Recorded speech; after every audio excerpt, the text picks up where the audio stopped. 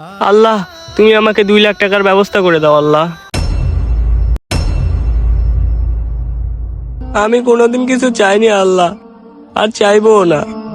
শুধু আপনি আমাকে 2 লাখ টাকার ব্যবস্থা করে দিন আল্লাহ, আমিন। এই আজিজ, এদিকে আয় তো। এই বেটা ফকিরের বাচ্চা, তোর বাপ মা তোকে কিছু শেখায়নি? তুই প্রতিদিন এখানে আসিস, আল্লাহর কাছে টাকা চাস। টাকা সস্তা, টাকা তোর পকেটের মধ্যে ভরে দিবে। আর টাকা কি গাছের পাতা, চাইলেই পাওয়া যায়? আর যেন তোকে এরিয়ার মধ্যে না দেখি। কালকের পর থেকে এরিয়া ছাড়বি। যদি আমার কথা না শুনিস, পা ভেঙ্গে না হাতে ধরায় দিব। হ্যাঁ বন্ধু, তুই ঠিকই কইছিস।